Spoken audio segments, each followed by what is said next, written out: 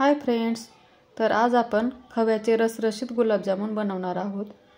पूर्ण स्टेप समजून घेण्यासाठी व्हिडिओ स्किप न करता शेवटपर्यंत पहा। तर इथे मी 1 वाटी खवा घेतलेला आहे। सध्या माझ्याकडे 1च वाटी खवा शिल्लक राहिलेला आहे।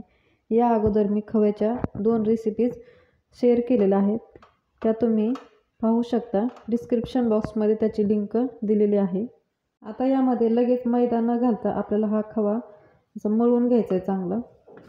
असं आपल्या या हाताचा अंगठा जो असतो ना, इथे असं दाबून मळून घ्यायचा।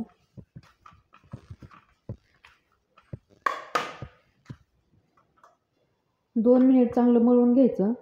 खवा मळल्यामुळं काय होतं, तळताना हे खवा आपला फुटत नाही।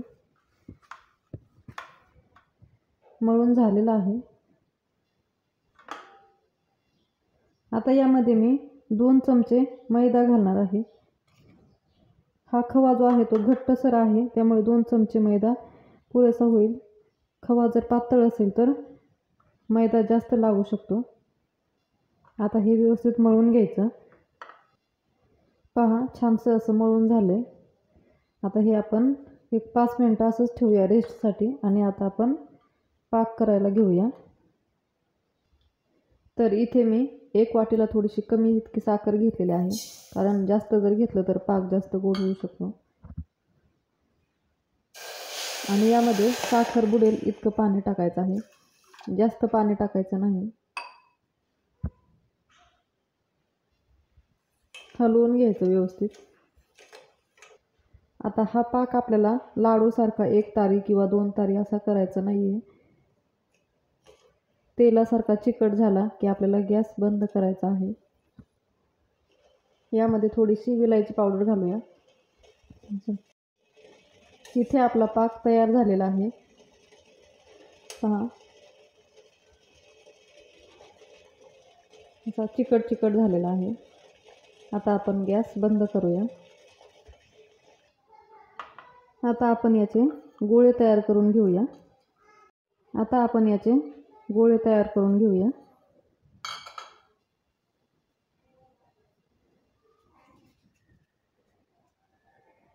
तुमच्या आवडीनुसार लहान मोठे तुम्ही करू शकता।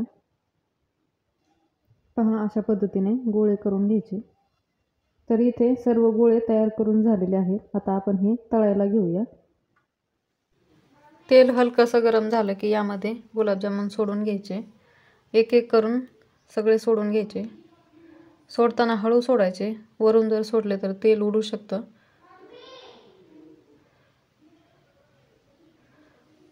सावकाशपणे हलवून घ्यायचे आणि लालसर होईपर्यंत तळून घ्यायचे।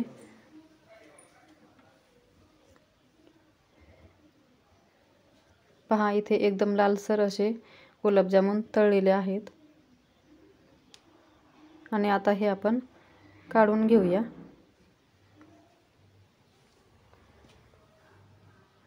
आता हे आपण पाकामध्ये सोडूया। पाक थोडासा थंड झाला होता, त्यामुळे मी थोडासा गरम करून घेतलेला आहे। गरम पाकामध्ये गुलाबजामुन छान आतपर्यंत मुरतात। आणि आता हे आपण साधारणतः 4 ते 5 तासापर्यंत असेच मुरू द्यायचे आहेत।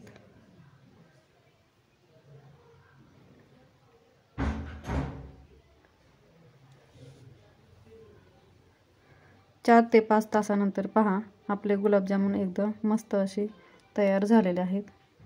एकदम रसरशीत असे गुलाबजामुन।